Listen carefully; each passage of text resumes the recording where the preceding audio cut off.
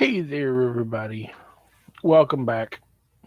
I uh, I look like a mess right now, don't I? So about an hour ago, I had a wonderful "I'm getting old" moment, which I'm having another one. I have just looked at my wrist, and I've got some kind of welt of a bite developing on my wrist. Um, I'd gone to the kitchen to get something, and I turned, and when I did, my back right about here seized up and just decided, nope, not gonna let you move anymore for a few minutes. And so, yeah, I had to pop some acetaminophen and relax before I poured myself a rum and coke. And yeah, that was not fun. But here I am. I got my giant Riker Shields up. Red alert. Energize. always with me, always sitting spread eagle on the shelf. You'll go right there, giant Riker. Oh, about another, well, exactly 10 minutes from now, I'll start the movie up doing Star Trek II The Wrath of Khan. The second movie in the Star Trek line of movies.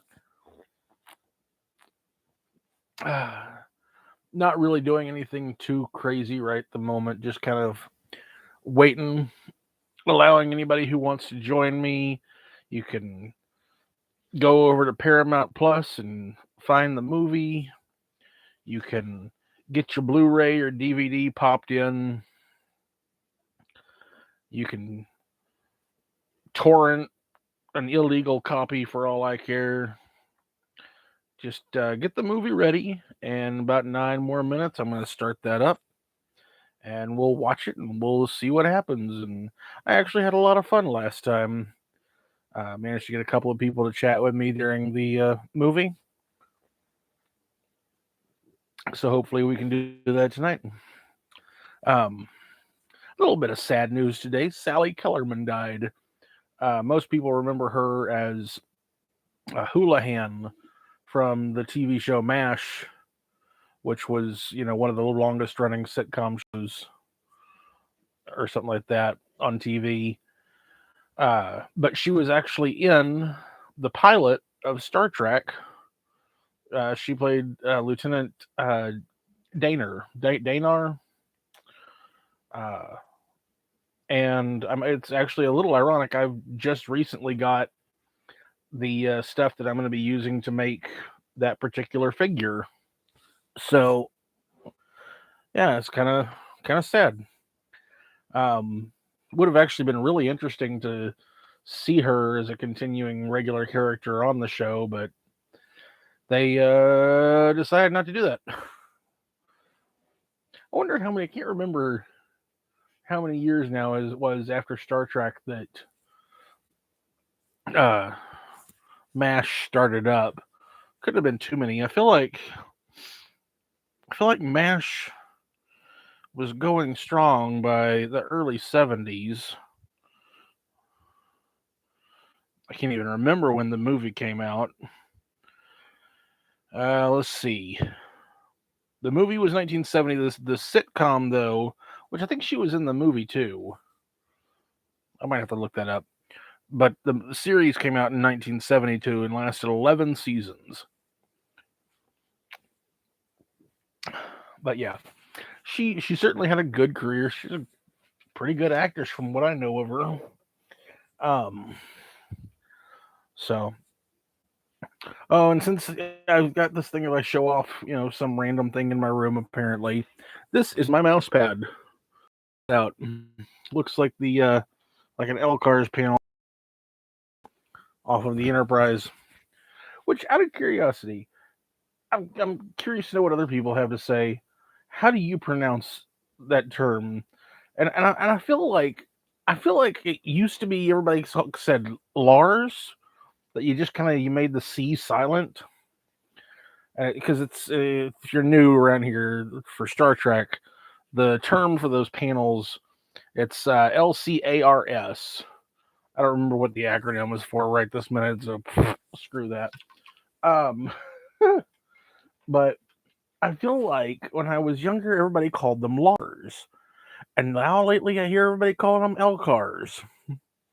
So I don't know, but I feel like because it was Mike and Denise Okuda who designed like 90% of them over the years, um, that I feel like Mike called them called them Lars. Again, might have to look that up on Trek Wikipedia. What the hell is it called? Memory Alpha. See if they've got a pronunciation guide for it.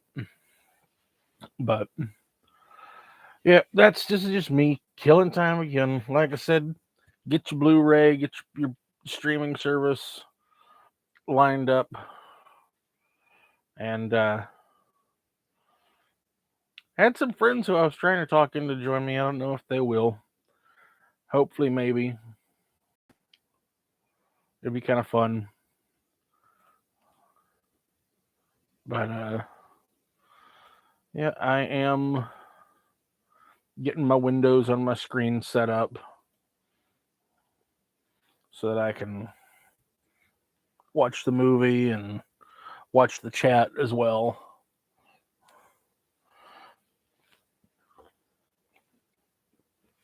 I love the picture that Paramount Plus has chosen as the background, or as the default for Wrath of Khan. It's the scene just after Admiral Kirk has come on board, and Saavik is commenting to Spock, "He's so human." Sorry, still getting comfortable because my back's still hurting. But no, and one of the things that, well, I mean, I'll save that for when the movie starts. I want to start talking about this movie right now. So give it a couple more minutes, about 4 more minutes, and I will start the movie up because I like to start it right at exactly 11 o'clock. It's funny, actually, also looking at this picture, I guess I've never really paid close attention. Movie cameras, people moving all the time. That Saavik's ears aren't quite pointy. They're, you can see that it's definitely elongated, but they're more rounded off than the way that Spock's ears are pointed. Because, Spock's is definitely comes up to a very defined bend in the cartilage, whereas hers, it's more of a slightly rounded cartilage. And that's kind of funny. Movie's 40 years old, and I'm just now noticing it. Which, that's a weird thing to be thinking about. That movie is 40 years old this year. Oh. Again, still, it's my back.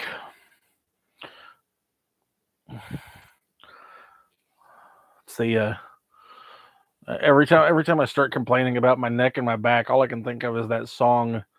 Can't remember who sings that. Is it Cardi B? My neck, my back. And I'm like, you would think the one thing would kind of fall in line with the other, but whatever. Which most girls I talk to, when they're complaining about sweat rolling down, one of the first places they're always complaining about is their boobs. I thought it was hilarious. One time I was at a club, and I look over and I just see this girl, and she's got her tit raised up, and she's going. It was so funny. was like, you need to cool down, don't you? Well, anyways, we're about another minute or so out. Now that I've been talking about hot tits. Good thing that was not the name of that character from MASH. Somebody probably would, if MASH was to be brought back. Instead of calling her hot lips, they'd probably call her hot tits. Which, now that I think about it, I bet that was actually like, because the author of the original book based a lot of it on stuff that happened in Vietnam. And I'm now sitting here thinking, I bet it wasn't a character named Hot Lips. I bet it was somebody that they nicknamed Hot Tits.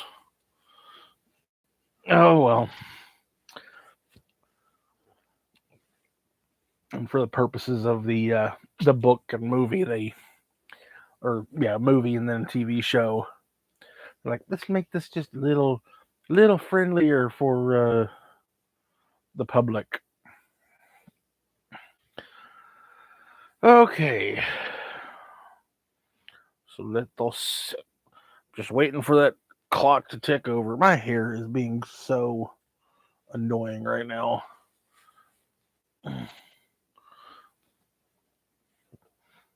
Just keeps wanting to get in my face. All right. Hitting play and starting it up with that shot of Paramount Mountain. Again, I'm not going to go into the whole thing this week. If you want to know my complaint about Paramount Mountain, go back and watch the motion picture.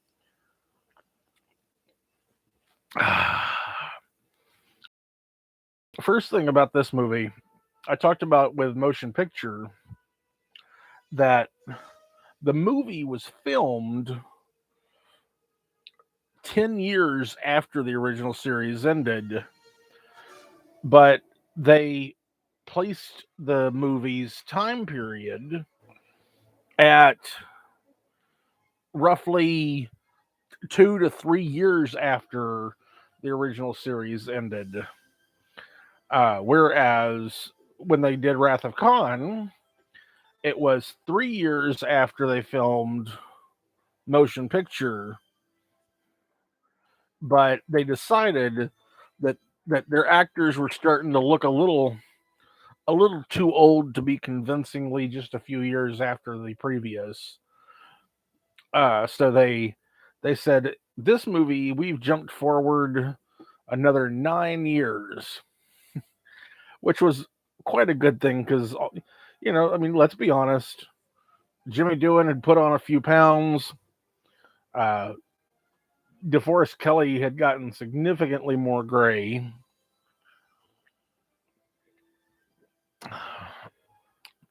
Even Walter Koenig and George Takei were starting to show some age, getting little wrinkles around their eyes and that kind of thing, and they were the younger ones. So it was a good thing to say that this movie was 9 years after the motion picture. It definitely helped the realism. But this movie, we have two major characters other than the main cast. One is Lieutenant Savick. Lieutenant Savick is this new Vulcan officer who's a trainee in the command division, and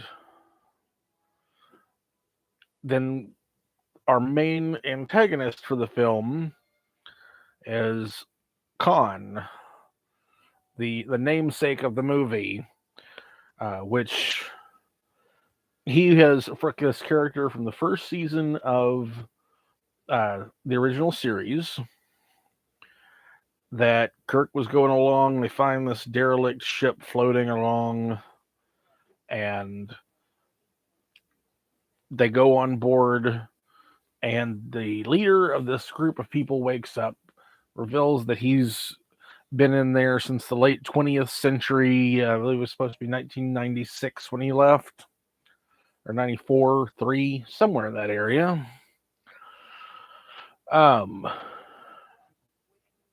and then they figure out who he is, that he's Khan Noonien Singh, the one of the major baddies of the 20th century's eugenics wars, and he tries to take over the Enterprise and kill Captain Kirk and so forth and so on. So they abandon him on this planet and they just take off, and they leave one of their officers with him because she wanted to. So anyway, as far as this movie starts off, I do love this cold open kind of thing where they're on the bridge and we see all the characters, Spock and McCoy and Uhura are there. But there's, this new person in the command chair of, Lieutenant Savick, we find out in a minute. But everybody's, of course, calling her captain. And, confusing you as the first time you're watching it might confuse you a little bit, going, wait, who's this woman in the command seat? Shouldn't, Spock or Kirk be there? Blah, blah, blah. But the fact that they did this little, sort of sneaky opening scene, which, of course, the rumors at the time had been floating around about Spock dying in the movie, and then we see him here in a minute when the attack happens from the Klingon ships, which is a shot reuse from the motion picture. I love that sneaky little reuse. That Spock appears to die, and then, of course, a few moments later, he gets back up. But, that made a lot of people in the theater at the time sort of apparently breathe a sigh of relief, thinking, oh, okay, Spock's not going to die. And, of course, then by the time we get to the end of the movie, not quite the same. But next thing about this opening scene, we get to see the brand new uniforms, which these are definitely, when the movie came out, this was one of the most impressive things about the movie was these uniforms. They're absolutely gorgeous, really well designed. You've got the black piping on the red jacket, the different colored department shirts underneath, which we don't see anything even close to that again until First Contact, about, God, what is that, about 20 years later? Yeah. Well, about 15 years later is when First Contact came out, that you have that sort of similarity of the uniform with the turtleneck shirt underneath that is the department color, which is really cool.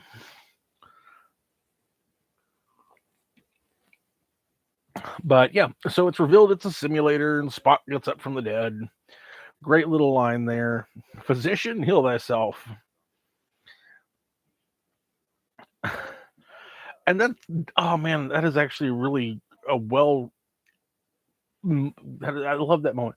I'm not a drama critic, which it kind of shows that Kirk has become a lot more cold than he had ever been when he was captain of the Enterprise. Because it's like you think back in the original series, if something like that happened, that Kirk and McCoy would have had a lot more of a joking interaction. They'd have, there'd been more, lightheartedness and humor to it. And you don't see that here. He's very serious, which of course we find out here in a minute why, that it's his birthday. If I remember correctly, they never say it in the movie. I think it's supposed to be his 50th birthday. Again, another foreboding line in the movie. Aren't you dead? But anyways, I believe it was supposed to be his 50th birthday. As far as the movie, it was because I think that was from the novel. Because that would, if I recall, it means he was captain of the Enterprise from the time he was 33 to the time he was 37. And then he was then, the events of the motion picture would have happened a couple of years later, which would have been around the time he was supposed to be about 40. And then this is, like I said, a few years after that, which that works. That math works out from the little bit of information we have gotten over the years about those things.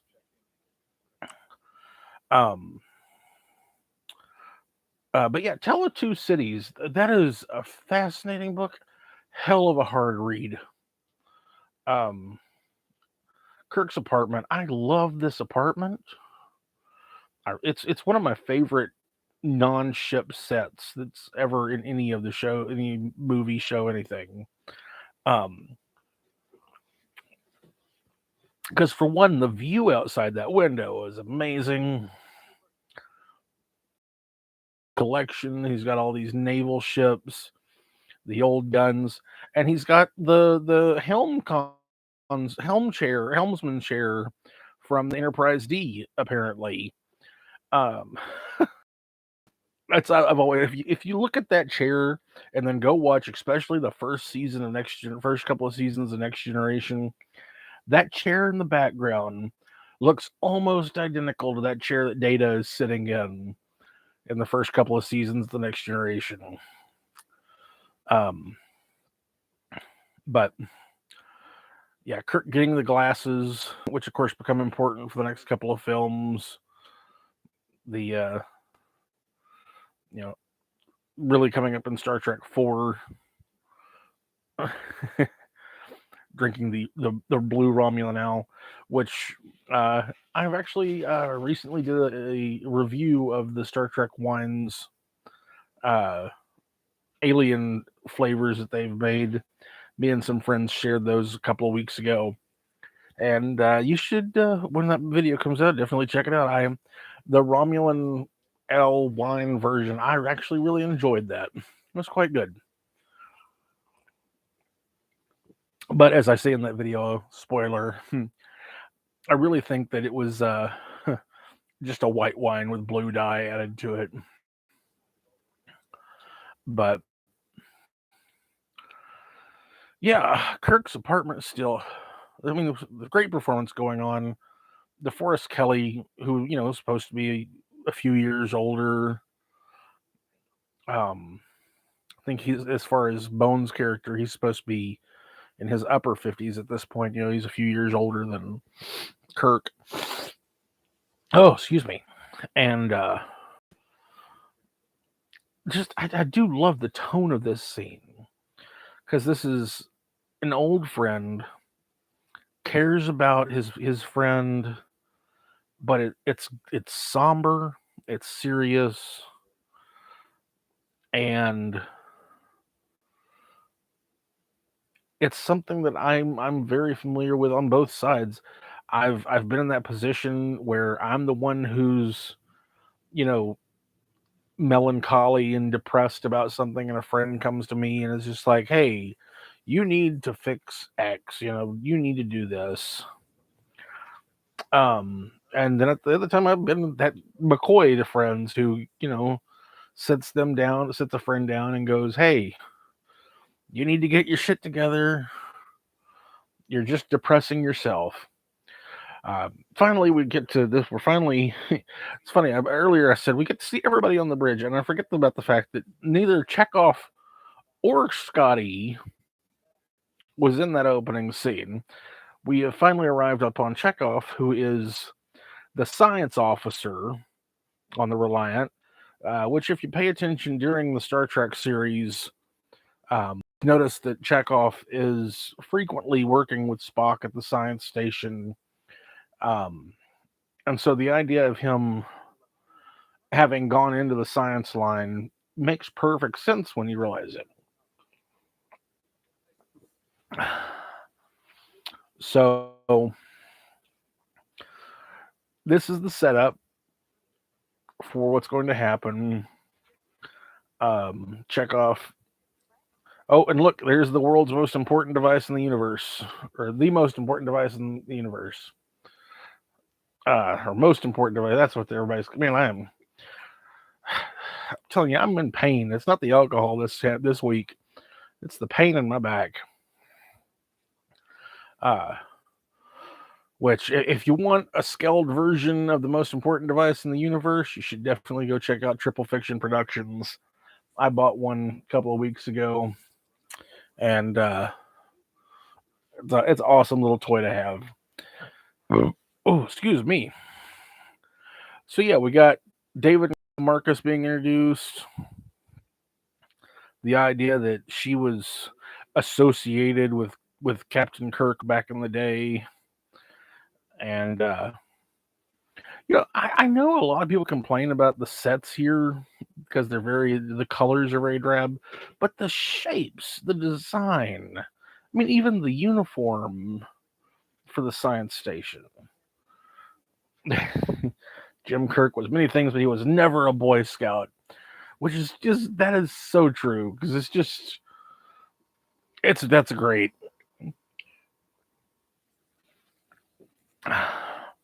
Because Captain Kirk, always be prepared to have a condom so you can go after that alien chick. Funniest thing about this scene, you can see in the background, after they beam in, that there's this like stone archway in the background, and it's like, what was the point of having that there? You barely get to see it for 2 seconds. It doesn't add anything to the scene. These rocks here, at least they make sense. But, and I do wonder if this is the same stone archway from a different angle and maybe they just reused it in a different way. But, they added so much dust to this scene. Some of the times it's like you can't even see crap through all this dust effect they added. If they ever do another digital redo of this movie, I kind of wish they'd actually toned down some of the dust effect for this scene because it's a bit much. So yeah, cargo pods.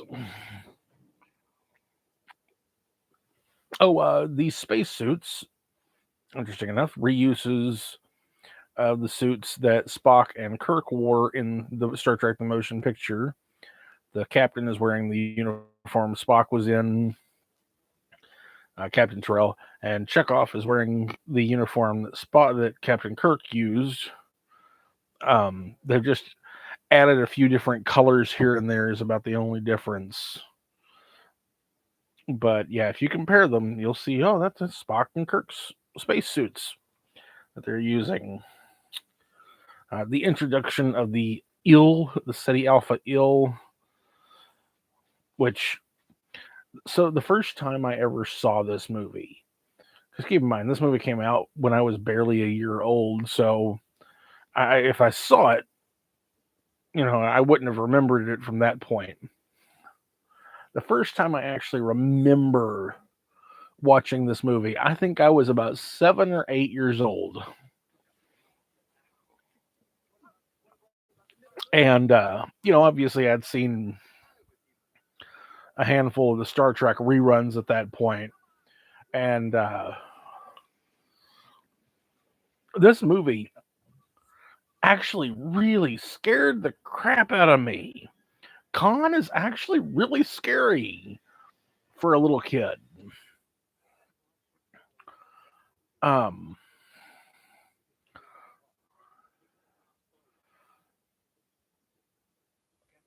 one of the things that's if I remember correctly from the books, Commander Kyle here, he's the communications officer.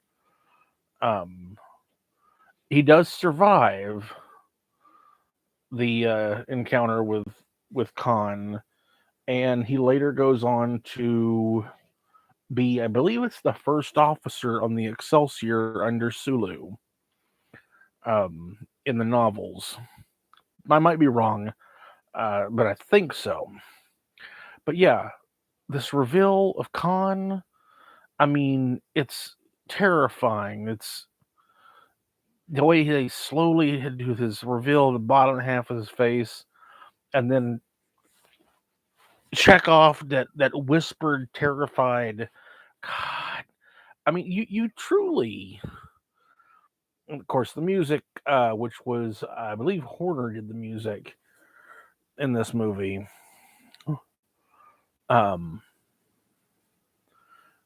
it sneaks up on you, and it's got this almost rhythmic heartbeat of a sound going on. It's you can doom doom doom doom,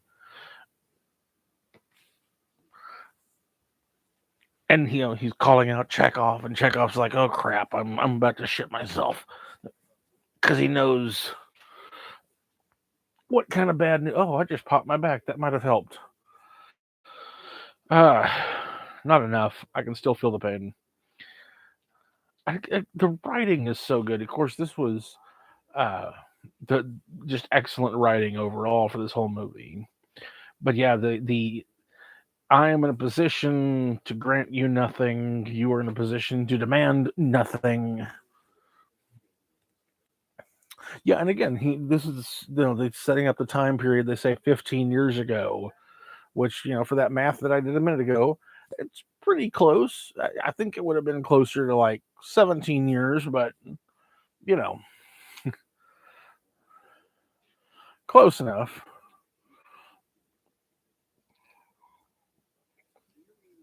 Although if I remember, I think that in one of the books, the explanation is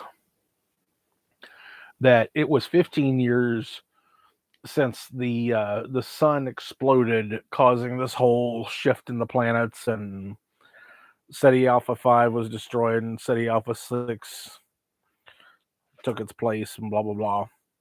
And that Khan and crew actually had like a, almost 2 years of good life on the planet. So,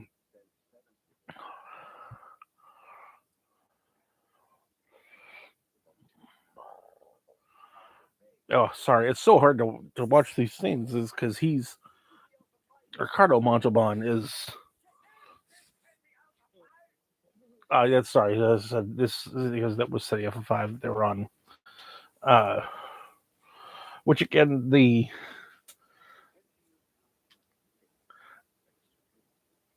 math of how, because typically when you count the planets in the solar system, you say that the first one is one, the one closest to the sun is one, and then two, three, four moving away. So if the planet that was sixth got destroyed, how did the planet that was number 5 move into its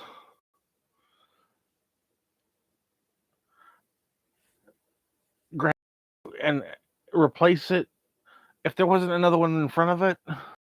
Or did SETI Alpha 6, like, because it was, if it turned all into rock and dust, maybe it went around a few times and sort of reconglomerated into a sort of planet in the place of SETI Alpha 5. I don't know. That I still haven't heard a good explanation for anywhere. Maybe Khan just didn't know what he was talking about.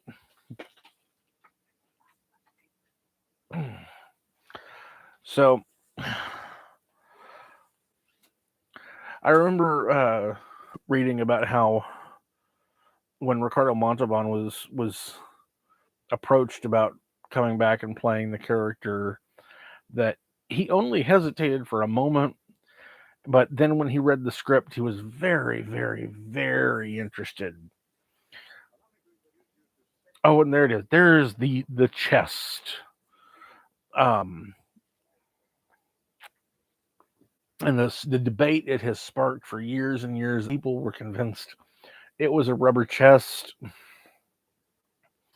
and the makeup artists have said multiple times, yeah, they put some makeup on his chest to enhance the shape, but that's really Ricardo Montalban there. That is really his chest.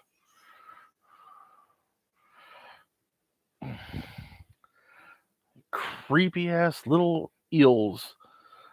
And this is the scene I was talking about. It really when you're like 8 years old and it's late at night and you're watching this on VHS,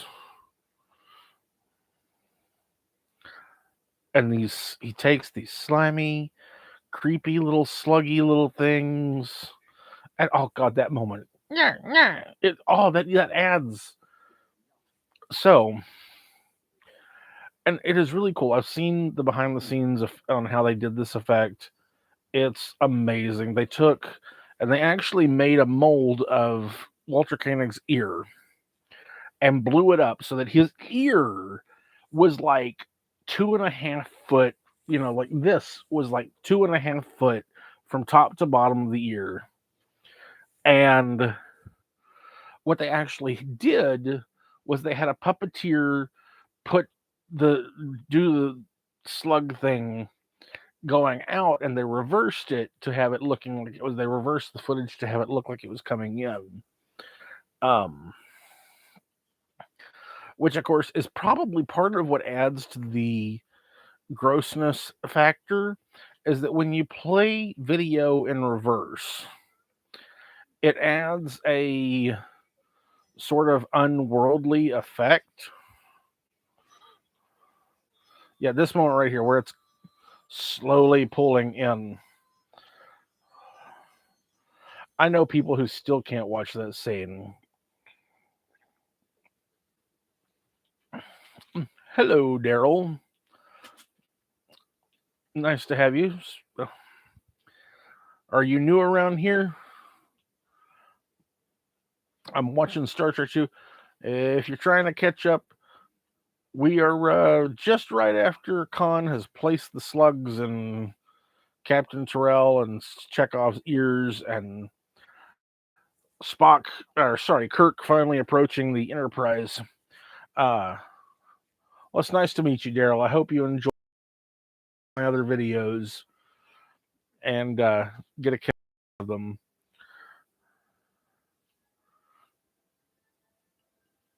So, another funny thing. This is one of the things I was getting at a few minutes ago. We're 25 minutes into the movie and still have not even seen Scotty. We heard him talk briefly earlier in the opening scene on the simulator, but we never saw him. And I've always kind of wondered about that. Did James Doohan do something to make them not want him in the movie as much? I don't know, because he's a great actor, and of course we're sort of reliving a bit of the moment from the first movie. And yeah, there's Scotty for the first time at 26 and a half minutes into the movie. No, I don't really do gaming. It's mostly just Star Trek movies and toys and stuff like that. So hopefully you can get a kick out of some of that. I do play the Star Trek Timelines game online, but sorry, I love that moment, Scotty. I did have a wee bout for a while, but the doctor pulled me out of it. And he's like, a wee bit of what? Shore leave. And this Cadet Preston is one of the characters that they cut a lot of the stuff about him out of the movie. That he was actually Scotty's nephew, the daughter of his sister, and so Scotty actually had a. Well, you can sync the movie up. That's the whole point of this, is that I can get this so that you can sync the movie up at home and watch with me. But it helps if you do it from the beginning of the live stream. There's probably a way I could share the screen and have people watch it with me. I just don't know how to do that yet.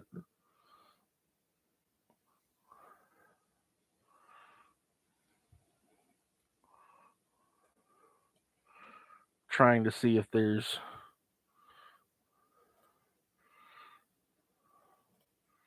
someplace where I can do that. I'm still learning.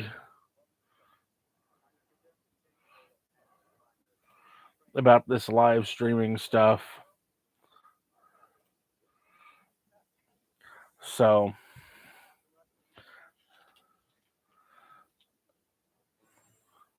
El Gato, I'm not familiar with. I'll have to look that up here in a bit. Does that allow you to do YouTube live streaming? I'll have to. I'll Google it after later. Well, I'll probably Google it tomorrow because I'm gonna go to bed shortly after the movie's over. But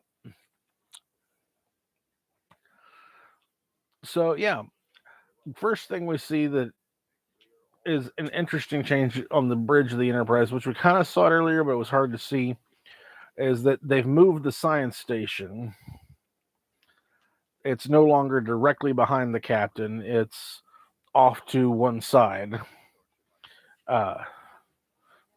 So I actually do like that as a change for the bridge, because some of the scenes in Star Trek the Motion Picture, the choreography of them played out a little funny, and I think it's because of the okay. Daryl is telling me about Elgato that you can record and watch and have your cam with it. That's cool. I'll definitely look into that. So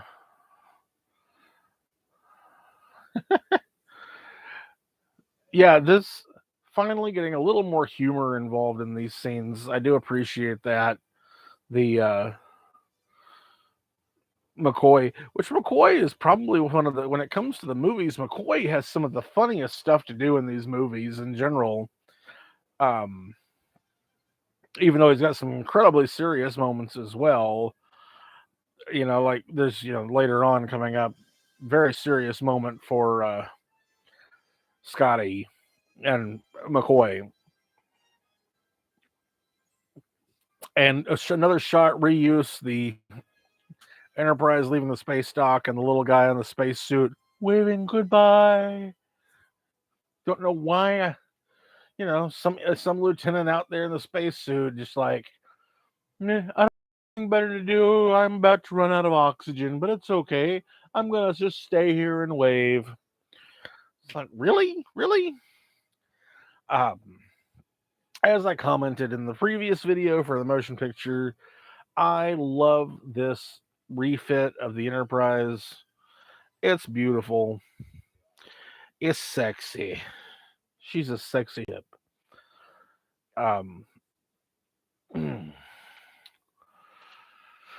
Indulge yourself. Always good to see Spock having a lighthearted moment. And I guess that's one of the great things I hadn't really thought about too much with this particular scene before, is we're getting, because the movie's been rather serious, the whole thing about, them finding Khan, the stuff earlier about Kirk getting old, it all felt really serious and and we're getting some light moments, relaxed about, we're just going to go on a trip around the corner, have some fun, that kind of thing. Finally getting the reveal of the MacGuffin of the whole movie, the Genesis device. This set, a lot of this set is actually a reuse of the, I don't know who Eli is, and I'm not sure why you are making such interesting comments. So anyways, a lot of this set is actually a reuse of the space station, the communication station from Star Trek the Motion Picture.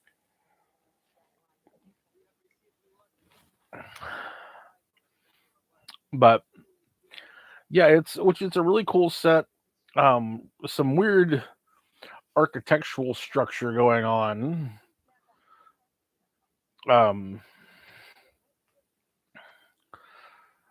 And then there's the fact that for some reason their communications station is the only communications that has a round screen. Don't see round screens being used anywhere else in Starfleet except here.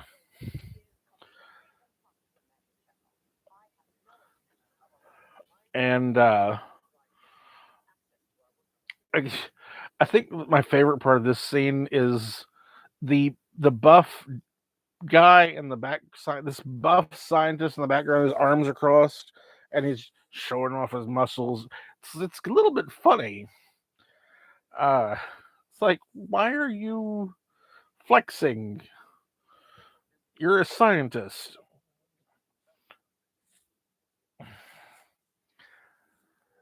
I do have to say one thing that I found a little question about this, and of course, it's that early '80s thing, is their choice to have Ricardo Montalban in a mullet. It does to me. It doesn't really fit the character. Uh, it's a little bit funny. So this is one of the first times in these movies we get to see a sort of a variation on the uniform. Got uh, Savick wearing this white jumpsuit or white sort of exercise suit, but it still has the com badge logo on it, sort of a embroidered one, kind of like what they had in the motion picture. And got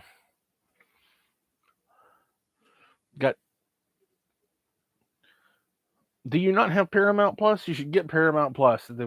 They are getting everything Star Trek on Paramount Plus now. um Again, McCoy, did she change her hairstyle? Kirk, real bland. I hadn't noticed, despite the fact that 2 minutes earlier he had literally commented on her hairstyle, whether or not it was regulation.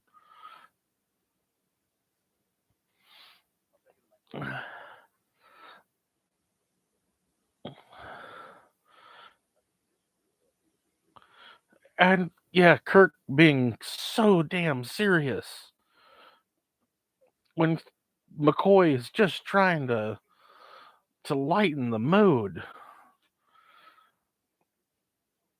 I do wonder about the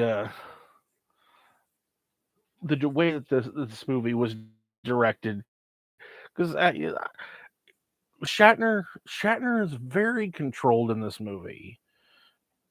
He's nothing wrong about the performance; a great performance overall. But especially if you go and look at like Star Trek Five, throughout Star Trek Five, even in the serious scenes, he tries to have that little bit of that hint of cheeky. But in Star Trek Two, the director, I want to say it was no Harv Bennett was the producer. Man, I'm gonna have to look it up here in a bit. The director definitely was not letting Shatner get that cheeky.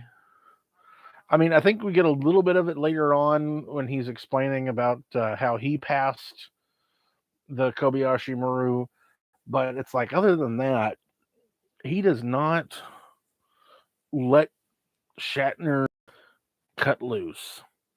Um, Here we are. We're in Spock's quarters, which of course they get reused several times throughout these movies.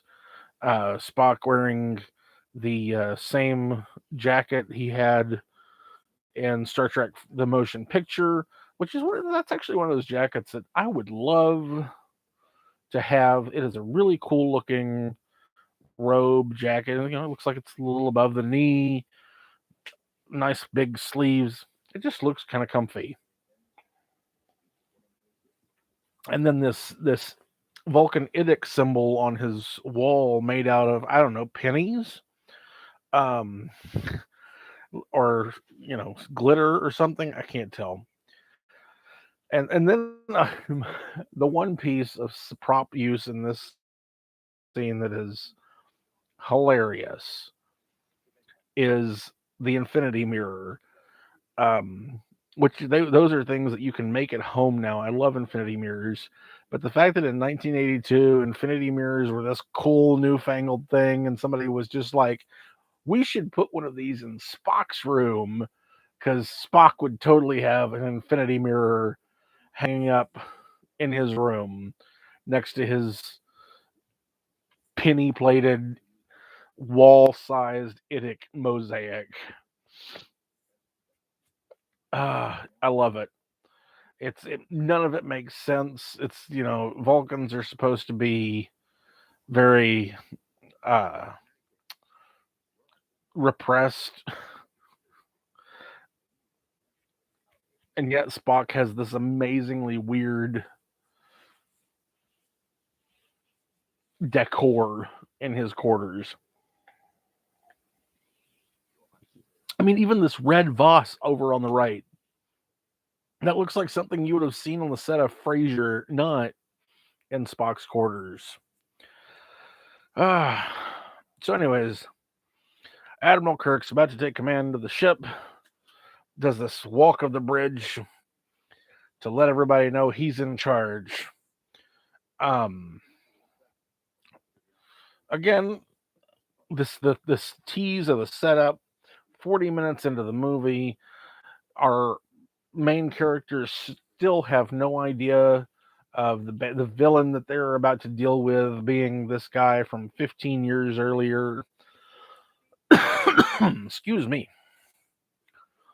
That they are fixing to have to deal with this this old nightmare of sorts.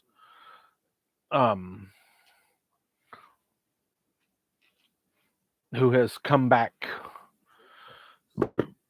and is about to shake up their world.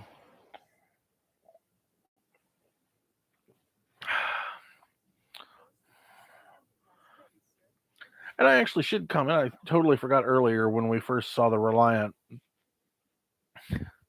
I might do Star Wars at a later time, but right now this is pretty much a Star Trek channel. The Reliant is this really cool, like, stripped down version of the Enterprise. It doesn't have the big secondary hull, it's just the primary hull, some engines, and a little torpedo mount. And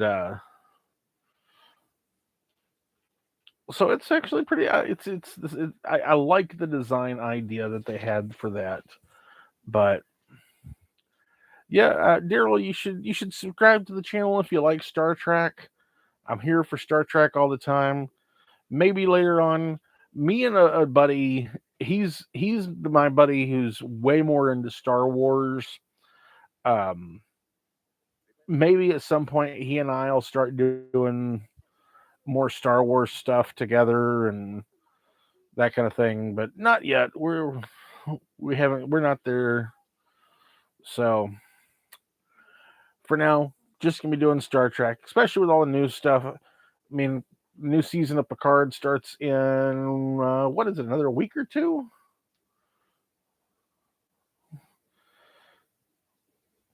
Well, thank you, Eli. I appreciate that.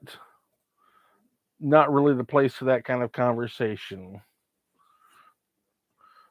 So this shot, this whole setup here, I love the conversation between Spock and Kirk here. And beautiful shot there. The cinematographer of this movie definitely did some great shots in this movie. And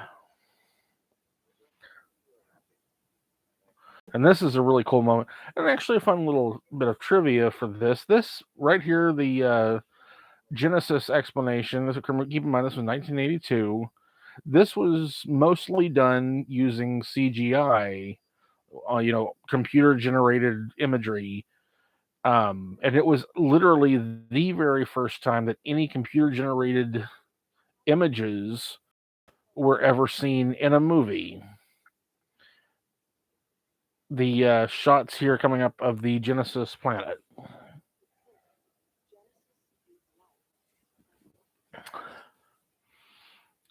And of course, this shot starting here, this sort of molecular helix looking thing going on with the stars and the explosions and the boom bang bing going on, which pulls out to the DNA strand and then eventually the planet. This was all the very first CGI ever used in a movie, which is kind of a cool thing to know.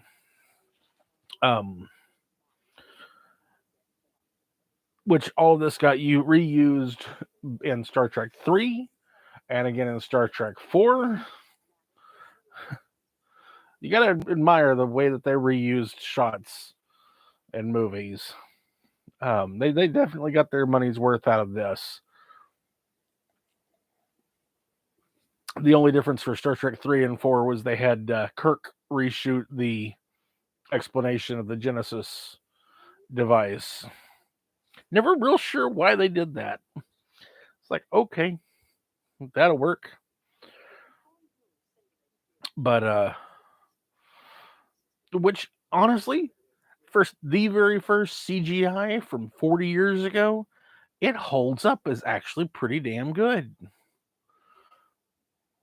Like, that's not remastered, re-CGI'd, nothing. And it looks pretty fantastic.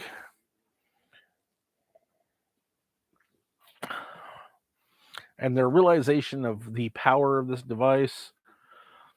And oh man, I love this performance by DeForest Kelly here, as he is slowly realizing the meaning of a device like this. What if it was you? What if this device was used on a planet that was inhabited?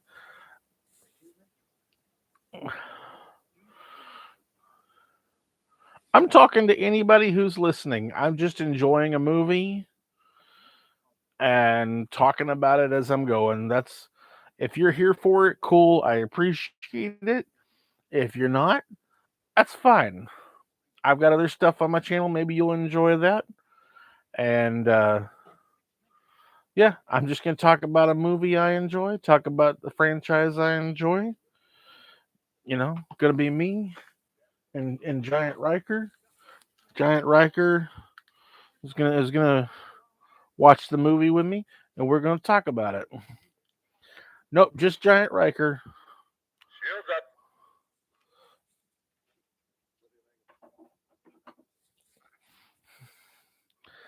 I know I gotta have some fun,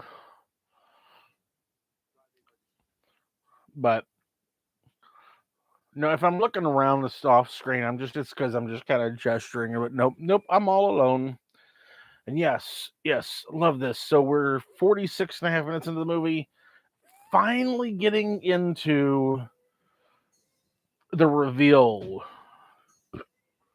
that, you know, Kirk, which actually, real quick, there's that shot there where when the Enterprise first sees the Reliant, the head-on shot actually has the Reliant at a slight angle. It's one of those things people are always complaining about. Why is it that the starships are always lined up with each other? We just don't see the shot. You know, in this movie, we actually got that shot of seeing the Reliant slowly turning itself to align itself with the other ship. Well, Eli, if you don't know anything about Star Trek, you should start watching it. You can go back and watch my live stream from last week to watch Star Trek The Motion Picture. You can watch this week to watch Star Trek II, The Wrath of Khan. I'm going to work my way through all the movies, and then I'll start on the series. It'll be fun. So, it's hilarious to me that Khan introduces the Klingon proverb that that revenge is a dish best served cold. And it was actually like 20 years before we ever actually heard a Klingon say, and another 20 years before we ever heard a Klingon say that. A line introduced by